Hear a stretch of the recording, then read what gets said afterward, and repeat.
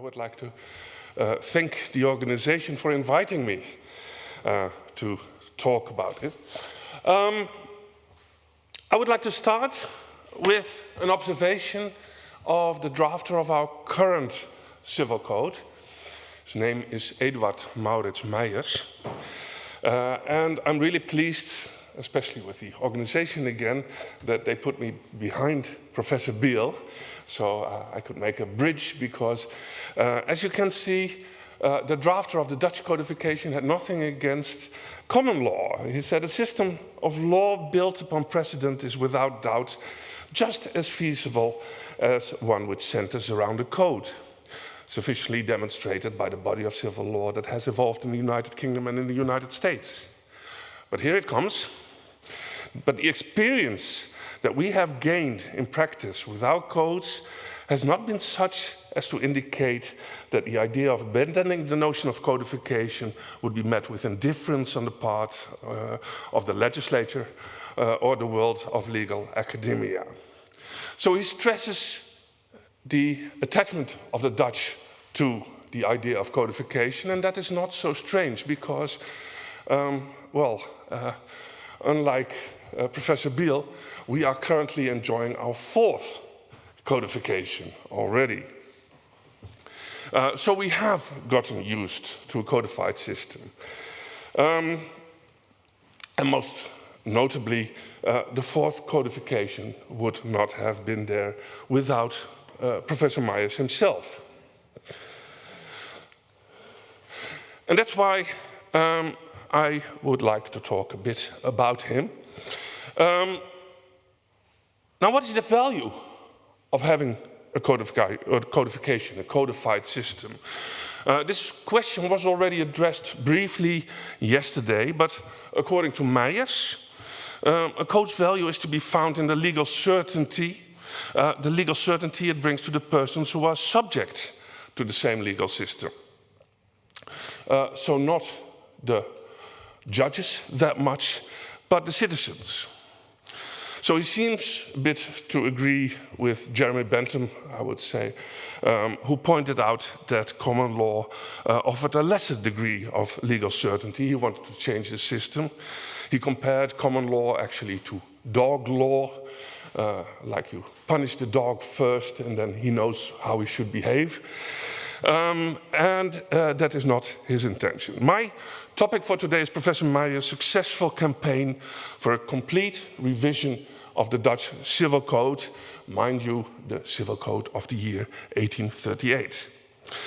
But before I can get there, before I can pay some attention to the campaign and his ideas, I will first need to address the background of the situation he found himself in. And I will do that by pointing out how the code he wanted to revise came about. And the outline of the presentation, it falls into two parts. I will first talk about the history of the three civil codes that were before. Those are the Napoleonic Code adapted for the Kingdom of the Netherlands, the Code Civil des Français, the Old Dutch Civil Code, and then I will continue with the second part. The question of partial or complete revision of the Civil Code, the last one, 1838, the developments, and Meijers' campaign and arguments. So, as a starting point, I would like to take the Dutch Republic. What you see here on the picture is actually the situation that existed after we, the people of the Netherlands, plural, got rid of the sovereign, Philip II of Spain. The Netherlands, and actually the Netherlands were much more than the countries you see here, these are the countries that made up the later Dutch Republic, consisted of 17 provinces, but they were united by the same sovereign, a personal union, something that is still known today. If you look at England, you see the King of England, I think is also the head of state in Canada still. So all of these countries that were not connected directly, but that were only connected through the sovereign. So there were individual countries. Then the Dutch Republic came because the sovereign wanted to do something that must sound familiar to you. He wanted to centralize the administration of all his parts in Brussels. And that was something the Dutch did not like very much. What the Dutch did is they started by signing a treaty, the Treaty of Utrecht, in the year 1579. And it was a treaty that would safeguard their own interests. And then 2 years later, in the year 1581, they came up with the Act of Abjuration, literally denouncing the sovereign. They stripped him of his titles, so Philip II was no longer Duke of Guelders. He was no longer Count of Holland, and in Friesland he was no longer the Lord. And that was the beginning of the 8-Year War. Now, the Dutch Revolution has been called, quite rightfully, a conservative revolution. Why is that? Because we wanted to protect our peculiarities. We did not want centralized administration. And especially, most notable, the law. The local customs had to be maintained. Now, who was the legislator at that time in the Netherlands? Actually, there were 3 instances with legislative power. First of all, there was, of course, the sovereign himself. He could, of course, in his duchy, he could issue rules, or in his county. That's the first one. The second legislator were, of course, the cities, because cities by definition had legislative powers. And the third one were the people who could actually create rules of customary law. Quite a complicated system, especially if you know that in the most northern part where I come from, only in terms of customary law, which was considered primary source of law, no fewer than 5 different customs were applied in different regions. Then, of course, you still had subsidiary law that could only be used if no primary law sources were available, and that were Roman law, canon law, and feudal law. And that is interesting. So we had a lot of legal sources, and what you see is that actually primary law was the basis, but what the people did, which is the lawyers they had studied at universities, and they did exactly the same as their English counterparts, the judges, statuta stricta interpretanda sunt. They checked the statutes very carefully and they said, oh, it's not applicable, we can just use Roman law or subsidiary source of law. But anyway, a lot of legal sources. At this time, there was simply no possibility to create a codification, not at a general level in the Republic, not at a provincial level, simply because there were too many sources. So we have to move up in time, and I need to tell you something about the revolution that ended the Dutch Republic. A revolution ended the Dutch Republic in the year 1795. But before that, something very interesting happened that was one of the sparks of the revolution. And that was a pamphlet created by a nobleman from Guelders, Baron Johan Dirk van der Capellen tot den Pol, who did something remarkable, because in his pamphlet, he actually addressed the Dutch citizen. No longer the person that was member of a province. No, he said, we are Dutch. We are united. And perhaps even more powerful, he said, where does the ultimate power lie? And you should know that the Dutch Republic was an oligarchy. A small number of people had the ultimate power. That was the Prince of Orange, of course. That was the regions, the individual states of the provinces. But this baron said, no, it's the people who actually have to. Quite a revolutionary idea. And it sparked a revolution against the establishment.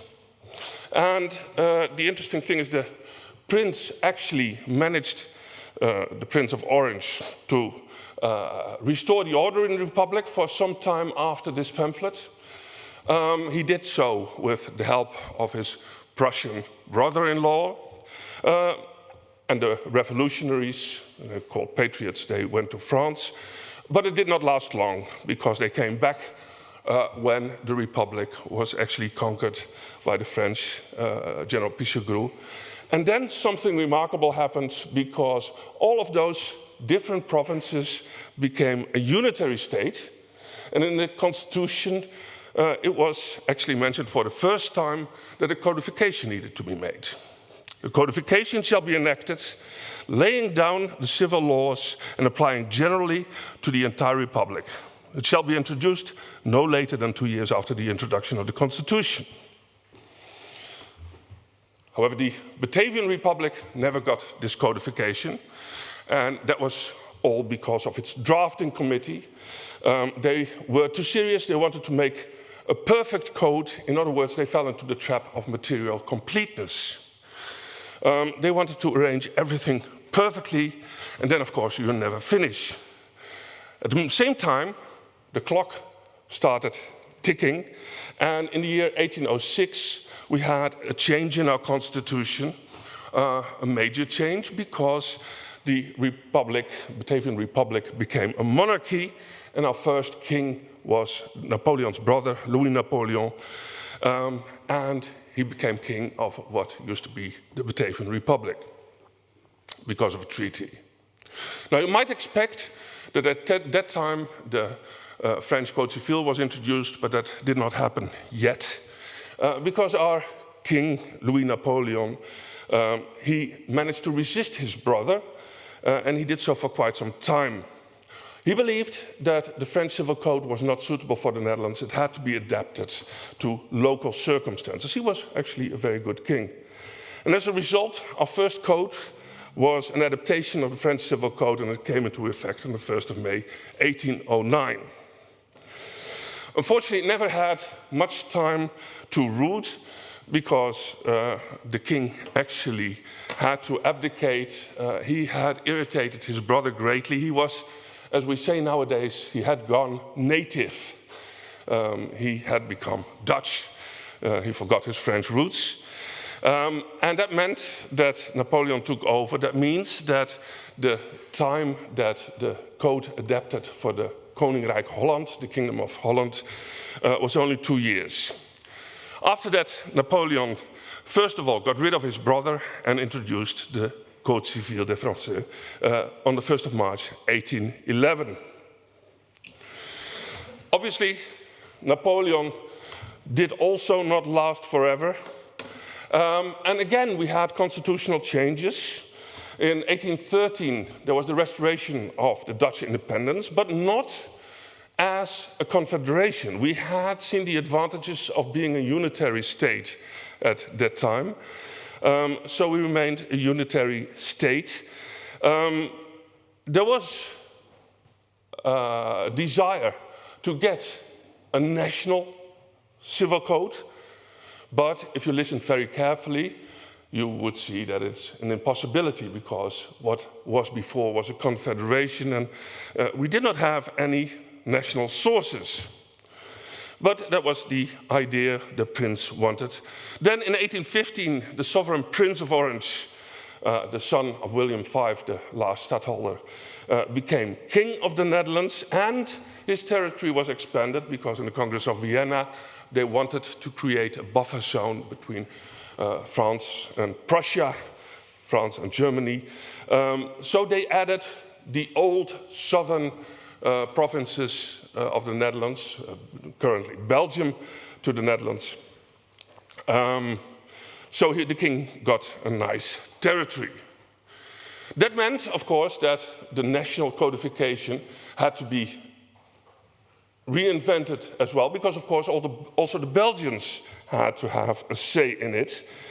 And here you see clearly that the Dutch and the Belgians actually had two different blood groups, one could call it. The Belgians, of course, had gotten used to the French Civil Code. The Dutch were much more oriented to Germany. In the end, the Belgians, they won, and the final code that was intended to be introduced in 1830 was a typical copy of the French Civil Code with some changes. But then the Belgians revolted, also in 1830, and the Dutch decided that, but they were already a bit tired, they needed to purge the draft, the 1830 draft, from foreign influences, from the Belgian influences. Well, that was piecemeal work, and they introduced the final draft in 1838. So 3 civil codes. You might wonder, are we there yet? No, hardly, because the 3rd civil code was never quite popular, and that was already true in the 19th century.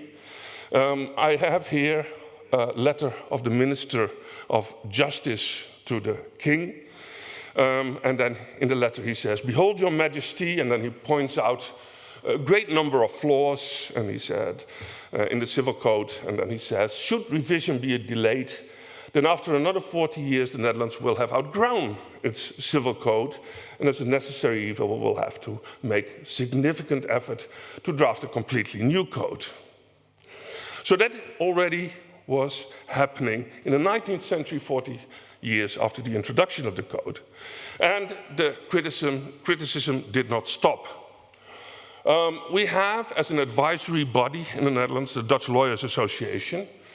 And after the Dutch Supreme Court actually decided the case on tort quite dramatically, many people said that it was totally unfair, they actually held a meeting on recodification, and in that meeting also was addressed the question whether if there was an effort to recodify, whether it should be a partial or a complete revision.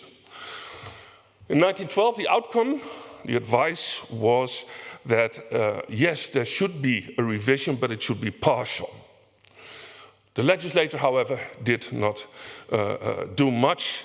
And what we see is that the judges started to become active because the Supreme Court stepped in the case Lindenbaum-Cohen. Actually, it was also a case on tort, just like the previous much criticized case. And what the Supreme Court did was that they actually used not the previous decision. We do not have a stare decisis system in the Netherlands. But they took as the basis for their decision a draft of a change in law. It was quite strange, and we were confronted for the very first time with a very active Supreme Court. Obviously, the legislator understood that something needed to be done, and he started forming a state committee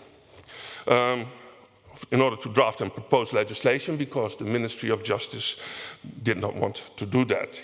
They left everything to the committee.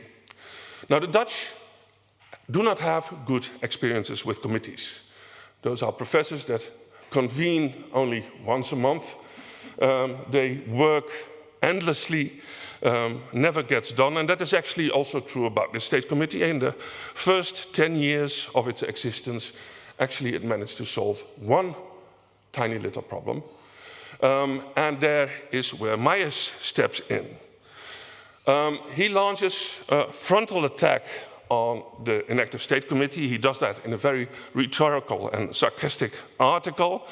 He remarked that the committee had been extremely productive, and he said at the end, and here's a list of 100 things that they could have done as well at that time. And he said, listen here, perhaps we should change the way of revising himself. That's the first time that the recodification actually was brought forward by Myers. Obviously, and I understand the committee, if you look especially at patrimonial law, you see that there's a lot of interconnectivity, so it was not easy to change a lot, but they really did not do much. Then, time passes, 100 years have passed since the introduction of the Civil Code, and there's a celebration. and it is celebrated with what is called a Festschrift, a commemorative volume. 29 of the leading Dutch scholars in private law, they contribute, but only Myers actually in this Festschrift pleads for a full revision. And it's interesting to look at what Myers wanted to achieve. He said we have to restore the balance between the legislator, the judiciary, and legal science.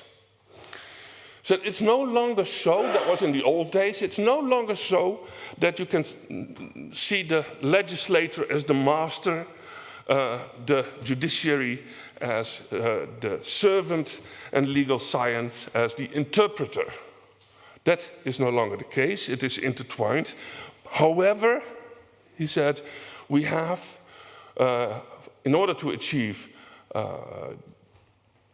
foreseeability, in order to achieve legal certainty, we have to reinvent the system. The solutions of the academic world were too radical, and also the judiciary was doing things on a piecemeal basis. It was too casuistic. About the legislator, he said, so many things have happened, so many uncertainties have occurred in fundamental legal questions that it is necessary that the civil legislation is revised thoroughly, not only once, but every so often. In legal science, that was way too progressive and sometimes, he said, the civil code is not an appropriate territory in which to engage in juridical experimentation. The rules of civil law are a distillation of the considered wisdom of many centuries. Case law was not suitable, I said, because it did not offer complete solutions. And I would like to illustrate that with one particular case, the beer brewery case. And I hope I will have to go a bit into detail now, but the 1838 code had a closed system of security rights, meaning that no security rights could exist if they were not mentioned in the code. There was one problem, however, with movables, because for movables you could only get a security right in the form of what's called in Latin pignus, a possessory pledge. So non-possessory pledges were not recognized in the code, and therefore they did not exist. Of course, that posed a problem to business people, especially cafe holders, because what did they have? They had inventory, they had chairs, movables, but they could not pass those to their creditors because they needed it for business. So what happened was that totally outside the law, they found something very interesting in Roman law, the fiducia cum creditore. And I realized that I think it is just abolished by the Hungarian Civil Code recently, together with the Constitutum Possessorium. That is how they achieved it. But it was not regulated, and of course you only had to wait for cases in which some debtor had already paid off a substantial amount of money, but then went bankrupt, and then the creditor became full owner of all of the stuff. How do you do that? It was too much. He got ownership, he should have gotten security interest, real security right. This was one of the examples Myers gave a lot that he used in order to demonstrate, and of course you needed to have several judicial decisions in order to get a system. He said this does not work, we need to recodify fully. That happened, and I'll finish because time is pressing. But in 1947, Myers finally got what he wanted. He was appointed by our Queen Wilhelmina to draft a new Dutch civil code. It's a conservative code. It does not differ very much from the Civil Code of 1838, but what has happened is he has codified the most important rulings of the Supreme Court in it, changed it a bit, but no major changes. What is interesting is that even though he was appointed only in 1947, already in 1939 he became a member of the State Committee, the same State Committee that he had criticized earlier so much, and it actually was installed to make a partial revision. So there was some politics involved. Myers, who had a Jewish background, was interned by the Nazis, and he started working on his code already in 1943 in concentration camp Westerbork. He died in 1954, but his work was continued by a commission. I told you how commissions work in the Netherlands. They take forever, and that is why the majority of the Dutch Civil Code, most of the relevant books, at least the patrimonial law, only entered into force in 1992.